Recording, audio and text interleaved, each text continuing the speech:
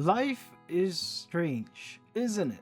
Personally speaking, for me, life is a fundamental concept that's full of tragedies, but it's also full of fortune. Something I learned playing this masterpiece of a game called Life is Strange. When I was young, leading up to my teenage years, life was something I've never given a lot of thought about. It was something that happens and then it just doesn't. My upbringing wasn't exactly rainbows and sunshines, but I'd say it wasn't that bad neither. I was told to bottle up my emotions and keep on keeping on. Time runs fast, so you either keep up with everyone else or you'll be left behind. Although after getting introduced to Life is Strange, my perspective on life drastically changed. It opened my eyes. It made me feel things I never thought I could feel. Everything about this game was so captivating. From the relatable characters, the ever-changing settings, the insane plot twist, the enigmatic mysteries, the stylish art style, and the details it has on pretty much everything. Even the flaws made this game great. Released on January 30th, 2015 by Don't Not Entertainment, Life is Strange is a story-based game where the choices you make have consequences that highly affects the storyline. You could save people, but you could also potentially lose their lives along with many other outcomes depending on your personal choices. Maxine Caulfield, or Max, is an awkward high school photography nerd who returns to Arcadia Bay, Oregon after her family moved to Seattle 5 years ago. She discovers that she has the power to rewind time, triggered by witnessing her childhood best friend, Chloe Price, a blue-haired punk rock rebel, get shot in the girls' bathroom at school. Using her powers, she prevented Chloe's death. Additionally, she also finds out that she can jump into photos, allowing her to make major changes in the past and the future. Together, they set on adventures around Arcadia Bay to solve the mysterious disappearance of Chloe's missing friend, Rachel Amber. All the while learning more about how Max's powers work, figuring out a way to stop the storm that she's been having in her visions, managing this insane crazy shit we call life, and reconnecting the severed friendship they had. Putting the pieces together, they unfortunately find Rachel Amber buried under the junkyard she and Chloe used to hang around at, and they learn that it was because of this asshat bastard in glasses, Mark Jefferson, who helped Nathan Prescott hide her body after overdosing her. They also find out that not only were there other victims besides Rachel, but he was also planning on drugging and murdering other students for his sick, twisted, and shit-stained vision of art. Having binders for both Kate Marsh, a victim of bullying at school, and Victoria Chase, a stuck-up insecure bitch in Max's class. Unfortunately, in the end, even after solving Rachel's disappearance and potentially saving Kate and or Victoria, the storm still comes and you are put in one of the hardest decision-making of your life. Save a town of questionably redeemable people or save Chloe, also known as Bay vs. Bay. Personally, it wasn't a hard decision for me. I'd always choose Chloe over the town and I have my reasons. I get the whole the needs of the many outweigh the needs of one, but playing through the game, you'll realize that Chloe herself has been through so much. Max moving away right after Chloe lost her dad in a car accident and not having someone be there to comfort her or to help her grieve generated a life-lasting trauma that could only get worse over time, which it did. It didn't help that while Rachel crashed into Chloe's life, her disappearance led Chloe to think everyone she cares for and loves would eventually leave her. She is, if not one of, is the most complex and well-written character in the game. We hear about Rachel, we learn about Rachel, we are told things about Rachel, and we see her missing person posters all over Arcadia Bay. But the one thing we never really got about her was actually getting to know her the way Chloe did. At least not until August 31st, 2017, when Before the Storm came out, a prequel to the first Life is Strange game exploring how Chloe and Rachel met and how they got close together,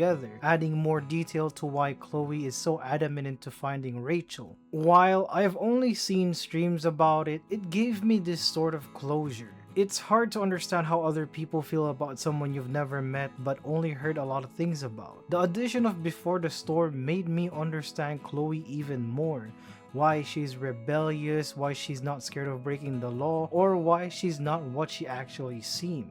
She seems tough, but behind all that facade, she's emotionally and mentally damaged by trauma, unable to process them, so she made her own way of coping with it. Max, on the other hand, I'd say is the most relatable character. Throughout the game, she's just a regular girl, aside from the time-bending powers, trying to get by. A down-to-earth, kind-hearted, gentle person who's also full of flaws, one being not contacting Chloe for 5 years, especially when she knew what Chloe was going through. I'd also like to add the fact that Max sort of breaks the typical heroine protagonist theme. Most female video game protagonist has to be this brave, headstrong, tough as nails, and sexy stereotype just to send a message, while Max is just Max. She doesn't need to be extra or have some super extravagant trait to be a compelling female protagonist. She's into Chloe, she's a photography nerd, and she likes listening to music.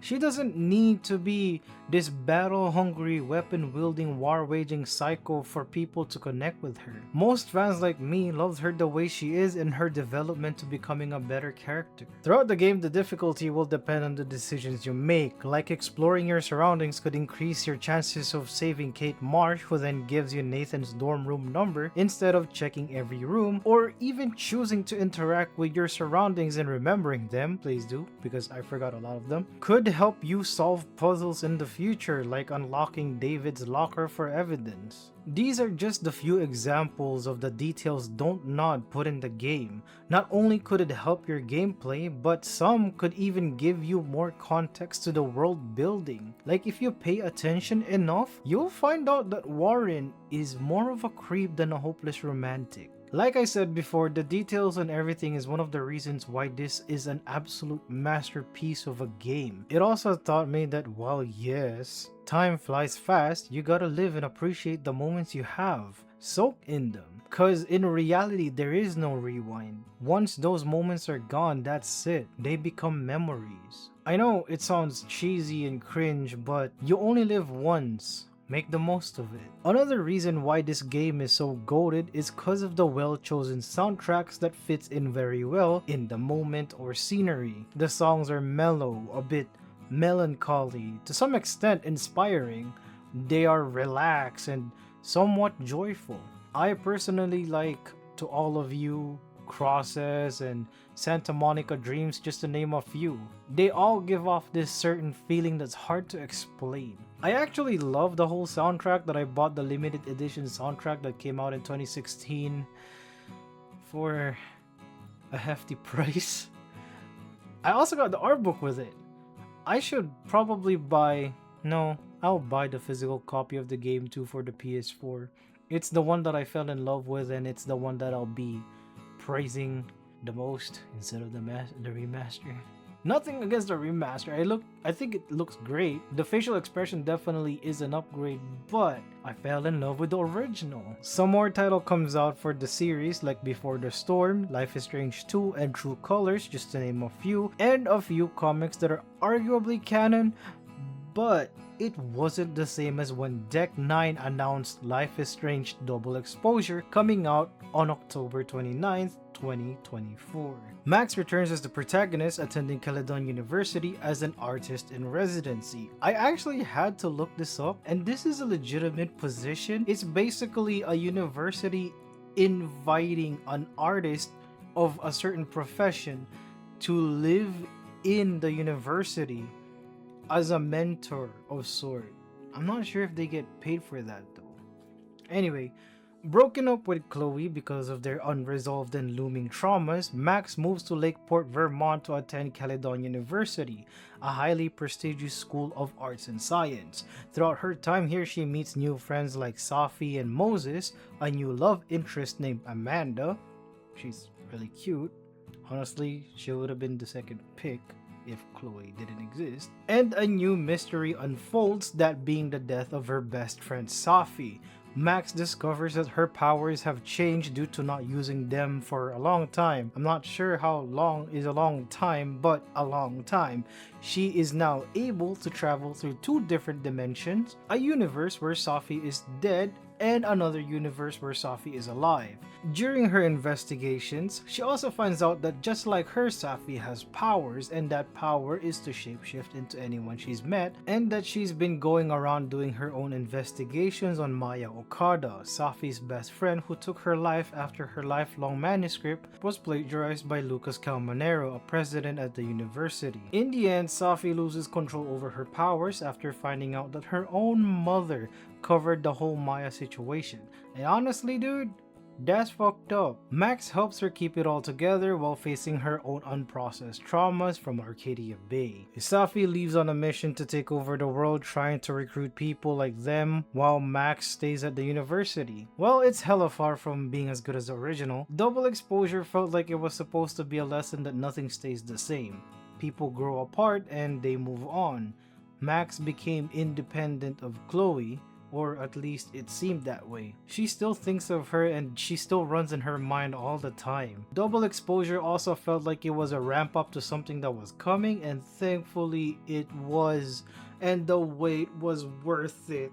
There was a lot of anticipation for Double Exposure, especially with the use of Max as the protagonist. Usually bringing previous characters back, especially when the title is under new developers, meant they would be riding on nostalgia for profit, and while Double Exposure somewhat does feel that way, the payoff was worth it. Deck 9 definitely cooked with the most recent title they came out with. On March 26, 2026, Deck 9 released the final chapter of the Max and Chloe saga with Life is Strange Reunion. It's as close to the original as can be, with every decisions you make comes with major consequences. Max and Chloe are back together again, solving mysteries while reconnecting the 5-year gap they've been split apart, creating some of the best moments of the entire series. Chloe returns having weird unexplained visions of her death and Safi, so she visits Max at Caledon to get some answers. Max, returning from a trip, immediately rushes back to Caledon after finding out that everything is on fire. Unable to save some people, but mostly Moses, she travels back into a photo 3 days before the fire started. Immediately starting her investigation leads her to the Abraxas house, where after almost dying is saved by Chloe.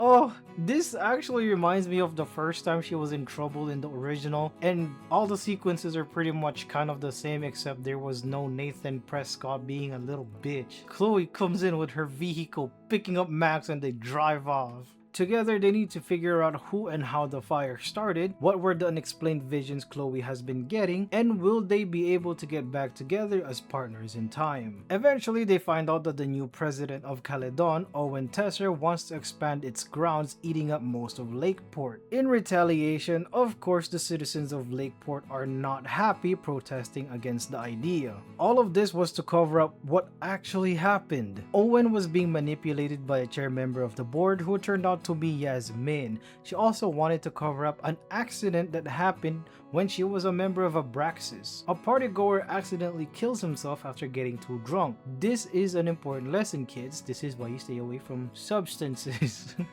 They kinda stopped the fire, but not really. Chloe warns Noel that Ren was a prime suspect, mainly because it turns out that the partygoer who killed himself was his dad. This was his way of revenge. Noel does stop him before he could throw a cocktail Molotov into the main building, preventing that fire. The second fire was prevented when Max stopped Vin from burning the bones of the body, which avoided burning the Abraxas house. He wanted to cover it up out of loyalty to Yasmin. She was his mentor. He was her mentee.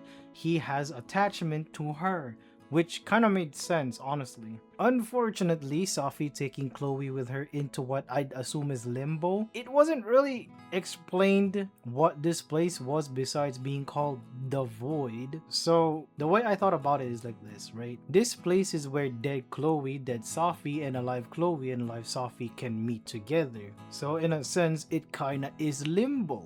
They're stuck in it until they finally decide whether they want to actually live or choose their faith and die. Anyway, Safi accidentally drops her lit cigarette in the trash that still causes the fire at the observatory. Max rescues everyone, kind of. I was too scared on my first playthrough that I rushed trying to save Chloe because I wasn't sure if there was this unspoken time limit, so I may have forgotten to explore and left Jeanette and Anthony to Burn.